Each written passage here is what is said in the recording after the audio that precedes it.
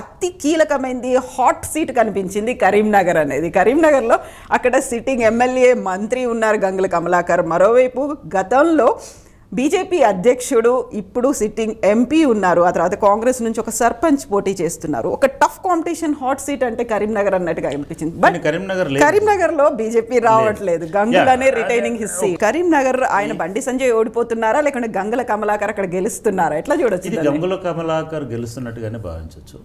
బండి సంజయ్ ఓడిపోతాడు కూడా, ఎందుకంటే బండి సంజయ్కి పెద్ద పట్టున్నటువంటి నాయకుడు కాదు. రెండవది మున్నూరు కాపు ఓట్లు అనేటువంటి చాలా కీలకం కాన్స్టిట్యున్సీలో. ఆ కాన్స్టిట్యున్సీ కరీంనగర్ పార్లమెంట్ అయినా అసెంబ్లీ అయినా. ఒకవేళ కనుక బండి సంజయ్ ఇప్పుడు బీజేపీ అధ్యక్షుడుగా ఉండి ఉంటే, బీజేపీ అధ్యక్ష స్థానాన్ని అట్లే కాపాడుకుని ఉంటే ఖచ్చితంగా అక్కడ గెలిచేటువంటి వాడు. ఎందుకంటే బండి సంజయ్ అభిమానులు, Bandi Sanjay himself, Bandi Sanjay community BJP పట్ల హ్యాపీగా లేరు. ఇది మొదటిది. రెండవది ముస్లిం ఫ్యాక్టర్ అనేది కూడా చాలా కీలకం. నేను అనుకుంటున్నాను కాంగ్రెస్ బీఆర్ఎస్ రెండు పార్టీలు ముస్లిం ఓట్స్ని పంచుకోవడం. మూడవది గంగుల కమలాకర్ ఆ ప్రాంతంలో పెట్టినటువంటి ఇన్వెస్ట్మెంట్ అంటే నాట్ పర్సనల్ ఇన్వెస్ట్మెంట్, డెవలప్మెంట్ తీసుకొచ్చినటువంటి డెవలప్మెంట్ ఇవనేది చాలా చాలా కరీంనగర్ స్మార్ట్ సిటీగా చాలా. మీరు కరీంనగర్ వెళ్తే మీ వరంగల్ అనేది దాని ముందు ఎందుకు పనికిరాదు. అంటే ఆ లెవెల్లో కరీంనగర్ అనేది డెవలప్ అయింది. ప్లస్ ప్రజలకు ప్రతి ఇంటికి రీచ్ అయినాయి పథకాలు. కానీ ఇంకోటి కరీంనగర్ మున్సిపాలిటీ చాలా స్ట్రాంగ్. మున్సిపాలిటీలో పూర్తి స్థాయి మెజారిటీ బీఆర్ఎస్ కౌన్సిలర్లది, కార్పొరేటర్లది ఉన్నది. వాళ్ళందరూ కూడా ఒకటే పట్టులో ఉన్నారు. మా అంటే ఒక మండలం ఏదో రూరల్ మండలం ఒకటి ఉంటుంది. చాలా బహుశా అది నేను అనుకున్నాను నిజానికి పోటీ నెక్స్ట్ నియరెస్ట్ రైవల్ కాంగ్రెస్ ఉంటుంది అనుకున్నాను. అక్కడ బహుశా అదే రిఫ్లెక్ట్ అవుతుందని నేను అనుకుంటున్నాను. సో అక్కడ టిపికల్ సిచ్యువేషన్ అనేది మీరు చెప్పినట్టుగా మైనారిటీ ఓట్లు ఎంత కీలకమో బీసీ ఓటర్లు కూడా అంతే కీలకం. అండ్ మూడు పార్టీల నుంచి ఉన్నటువంటి అభ్యర్థులందరూ కూడా ఒకే కమ్యూనిటీ నుంచి చెందిన వాళ్ళు. అది కూడా ఒక ఫ్యాక్ట్.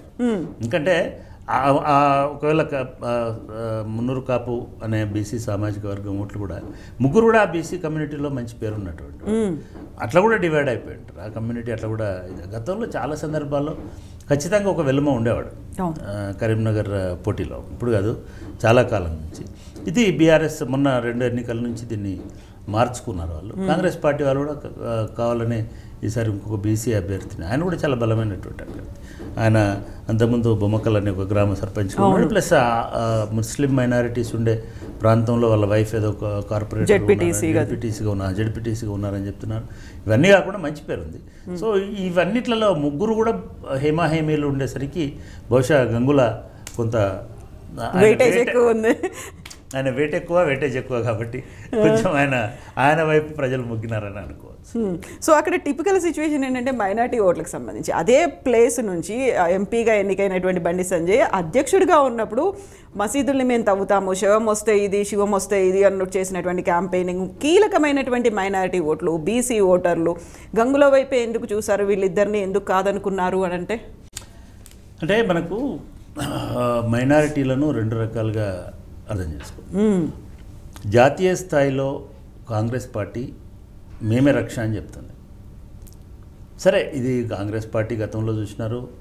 కొంతవరకు నెక్స్ట్ ఎలక్షన్స్ వరకు నేను కొంతమందితో మాట్లాడినప్పుడు ఎంపీ ఎలక్షన్స్ వరకు కాంగ్రెస్కి వేస్తాం సార్, కానీ ఎమ్మెల్యేకి మాత్రం కేసీఆర్కి వేస్తామని చెప్తున్నారు. ఎందుకు అని అంటే చాలామంది చెప్తున్నది ఏంటంటే గత 10 సంవత్సరాలుగా పరిపాలనలో డిఫరెన్స్ అనేది ఎట్లుంటుంది. ఈవెన్ చివరికి అంత లోతైనటువంటి మాట్లాడని అక్బరుద్దీన్ ఓవైసీ కూడా ఇది గవర్నమెంట్ అంటే మేము 10% ఉంటే మాకు 20,000 కోట్లు ఇచ్చినాడు, ఇట్లాంటి మాట్లాడు 2,000 కోట్ల బడ్జెట్లో పెట్టినాడు. బడ్జెట్లో కేటాయింపులు ఒకటి వీళ్ళని చాలా విశేషంగా ఆకర్షిస్తున్నాయి 2 పథకాలు. ఒకటి బియ్యం అన్లిమిటెడ్ రైస్ స్కీమ్ అనేటువంటిది ముఖ్యంగా మైనారిటీలో పేద ముస్లింలకి ఆకలి తీర్చేటువంటి ఒక పెద్ద వరంలాగా కనబడుతుంది. ఇది నేను చాలామంది చెప్పినటువంటి. మూడవది కళ్యాణ లక్ష్మి పెద్దగా అంటే నిజానికి కళ్యాణ లక్ష్మి అనుభవిస్తున్నటువంటి వాళ్ళు లేదా పొందిన వాళ్ళు చాలా సంతోషంగా ఉన్నారు, అది వేరే సంగతి. అంతకంటే ఎక్కువ షాదీ ముబారక్ తోటి ముస్లింలలో చాలా ఆనందం. అంటే పేద ముస్లిం ఉంటాడు, అరటిపల్ల బండి అమ్ముకుంటాడు, లేకపోతే ఇంకోటి చేస్తాడు. 100 మందిని పిలిచి భోజనం పెట్టాలని అంటే ఏళ్ళ రేపు కనీసము 40,000 50,000 రూపాయలు అయ్యేటువంటి పరిస్థితి ఉంటుంది. అంటే కట్నం ఇవన్నీ లేకున్నా కనీసం మంచి పెళ్లి ఘనంగా చేయడం అంటే ఏంటంటే ఓ 10 మందిని పిలిచి మంచిగా భోజనం పెట్టి అందరం ముందు పని చేయాలి. అంటే ఇది చాలామంది చెప్తుంటారు, అంటే మన హిందువులలో ఉన్నంత హంగామా అప్పులు చేసి పెళ్ళిళ్ళను చాలా వైభవంగా హైఫైగా చేసి ఒక్క భోజనాలకి, అంటే ఒక పెళ్లి రోజులకు జరిగి ఒక్కదానికి 50 లక్షలు ఖర్చు పెట్టేటువంటి కుటుంబాలు మన మిడిల్ క్లాస్ కుటుంబాలు. కళ్యాణ మండపం బుక్ చేయడానికే 10 లక్షలు అవుతున్నాయి, భోజనాలకి ఇంకొక 15 లక్షలు అవుతున్నాయి. ఇట్లా ఆడంబరాలకు పోయేటువంటి. ముస్లింలో ఆడంబరం ఉండదు, ముస్లింలో చాలా సింపుల్గా వాళ్ళు వచ్చేసి ఇది అనిపించేసి చేస్తుంటారు. కానీ భోజనం పెట్టినప్పుడు 10 మందిని పిలిచి వాళ్ళు చాలా ప్రేమతోటి. ఇవాళ చాలా కుటుంబాలు ఈ షాదీ ముబారక్ అనేటువంటి స్కీమ్కి కనెక్ట్ అయినారు. అట్లాగే అంటే ముస్లింలకు ఏమొస్తుంది అనే పథకాల కంటే ఎంత భద్రతతో మా జీవితం ఉంది, మేము ఎంత భద్రతతో బతుకుతున్నాం, ఎంత భయం లేకుండా ఉన్నాం. హైదరాబాద్లో మీరు చూడండి, ఒక చిన్న ఘర్షణ, మత ఉద్రిక్తత, ఘర్షణ కూడా కాదు, ఉద్రిక్తత కూడా లేదు మనకు. అటువంటి పరిస్థితిని ఏ ముస్లిం కూడా వదులుకుంటాడని నేను అనుకోను. సరే, హైదరాబాద్లో ఓల్డ్ సిటీలో అంటేనేమో ముస్లింలో కొద్దిగా మాకు ఒక ఇది ఉంది అనేటువంటి మెజారిటీకి సంబంధించిన ఒక కాన్ఫిడెన్స్ ఉంటుంది. కానీ నిజామాబాద్లో కానీ, వరంగల్లో కానీ, ముఖ్యంగా కరీంనగర్లో కానీ, లేదా ఒక బైన్సాలో కానీ, నల్గొండలో కానీ ఉన్నటువంటి ముస్లిమ్స్ మనం ఎంత అనుకున్నా బిక్కు అనుకుంటుంటారు. ఎందుకంటే మెజారిటీ మధ్యలో చిన్న కమ్యూనిటీ ఉంటుంది అక్కడ. సో వాళ్ళని ఎవరు ఎట్లా ఇది చేస్తారు.